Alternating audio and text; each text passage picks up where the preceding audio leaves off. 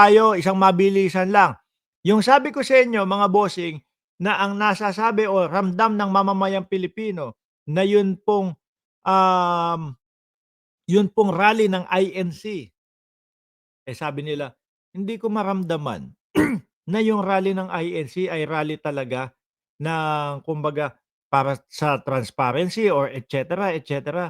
Ang pakiramdam daw po ng mamamayang Pilipino, mga bossing, ay political rally na may halo kasamang destabilisasyon kay Pangulong Bongbong Marcos. Ngayon, mukhang eto po, mukhang ang mga DDS ay mukhang ang INC ay unti-unti na pong dumidistansya daw sa, DDS. O bakit 'to? Eh, baka malintikan sila. Tek, tingin mo talagang humihiwalay na ang INC o dumidistansya INC sa mga Duterte? Yan.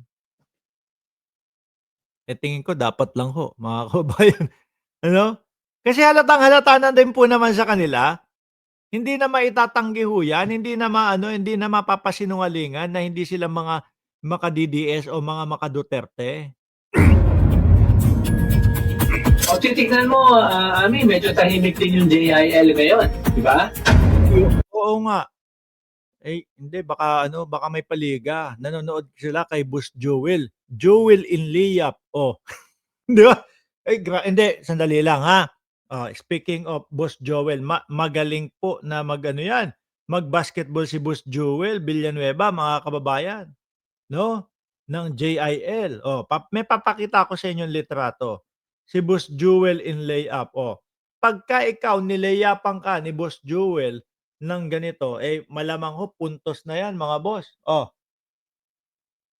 'di ba? Yung mga ganyang galawan ho, mga kababayan, pagka yan, eh, gumanyan na po, malamang po puntos na 'yan, mga bossing. Oh, Kibuloy ay 'pag tumira ng tres, oh, Kibuloy tumira ng tres, bagsak NBI. Tumira ng tres, ayun, pasok sa oblo. Oh, 'di ba? Oh, hindi, nasingit ko lang ho kasi tahimik nga naman talaga yung JIL. Oh, ba't may mga gano'n pa? Dali nga, oh, tuloy. Staying safe. Nandun pa rin yung suporta pero hindi ka pareho sa rally na talagang tinaboy, ano, pero humihiwalay ba sila o ano? It could be both, no? Dahil, Ami, na ako nakita na tinaboy ng Yes. iglesia yung mga Duterte. Never pa nila ginawa yan, eh, di ba? Yes. Meron ba? Meron akong nakita doon sa mga rally na yung mga DDS pinapaalis nila doon sa bandang likod. No, yung mga miyembro. Kalawa, hindi sila pinagsalita, no?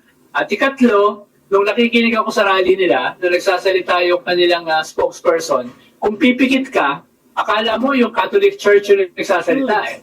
Diba? Same messaging yung kanilang sinasabi. Kaya medyo dramatic shift mula doon sa dati nilang posisyon. Sandali, ano ba pinag-uusapan niya? Meron bang naging panibagong rally ang mga INC? Wala naman eh, di ba? Yung luma pa din eh, di ba? Early this year, di ba, noong January, nung nag-rally sila sa Luneta.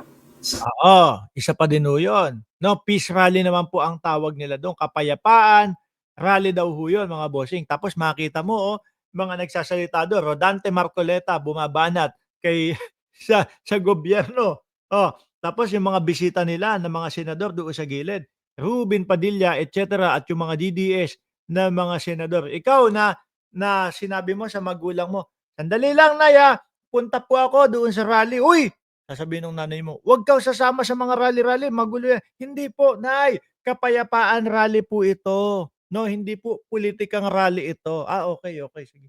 Pag pagdating mo doon sa ano, rally, makita mo, Rodante Marcoleta.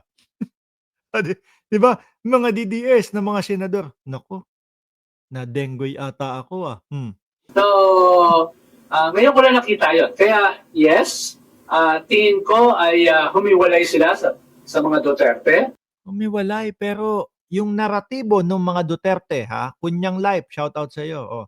Yung naratibo ng mga Duterte na adik daw ang ating presidente, Yun din yung sinabi ni Manang Amy doon sa rally ng INC, di ba?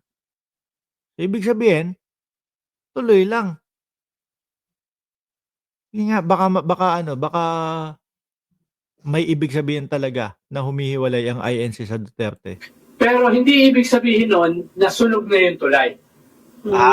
Kumbaga, hindi binurn yung bridge, no? In English ko lang ho. Hindi ibig sabihin. Until the next time. Hmm. Tingin ko may mga concessions na binigay sa kanila yung gobyerno kahit walang gustong umamin. Wala namang aamin eh. Diba? May impact kaya, Ronald, yung mga nangyayari ngayon kay Rodrigo Duterte, yung mga ruling ng ICC about his case, may impact kaya yan dyan sa INC, sa mga political dynamics natin ngayon? Humihina ba yung mga Duterte because of what's happening?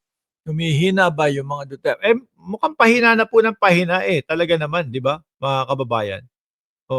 Sabi ni Rochela Huralbar, dinner ka na po, Sir Mike. Nako, si Sir Mike Cervera, si Boss Mike Cervera, baka nandoon tulog na sa kanilang bahay yon, ano? Pero suportahan nyo po yung channel ni Boss Mike Cervera, mga bossing. Paabutin na kalahating milyon, mga bossing. Lagi pong nakasuporta sa Mark Ramos channel at sa Birahan PH, si Boss Mike Cervera, mga bossing. Okay, tuloy. In the ICC? Could be, pero tingin ko yung main reason ay concessions. No? Pwedeng may counting epekto yon, pero yung main pa rin, ano ba yung nakuha nila?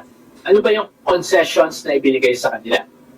Pero tingin ko baka patuloy yung mag-deteriorate, lalo na in the next few weeks, at most next month.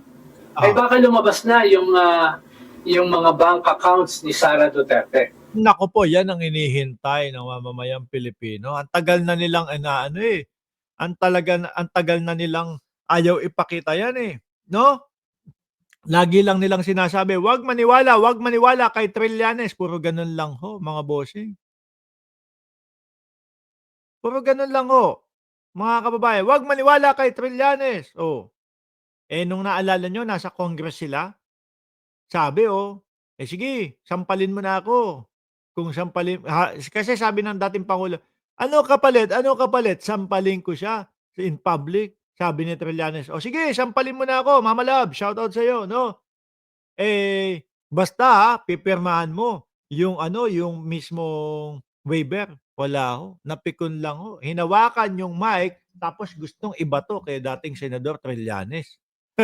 Diba? Sabi ni Rochela, Christmas party po daw ng mga PBBM vloggers. Now, sa Mandaluyong. Sana all. Ano po? Wala na. Ang layo ho natin At kung lalabas yan, I'm sure very negative ang impact niyan sa mga Duterte.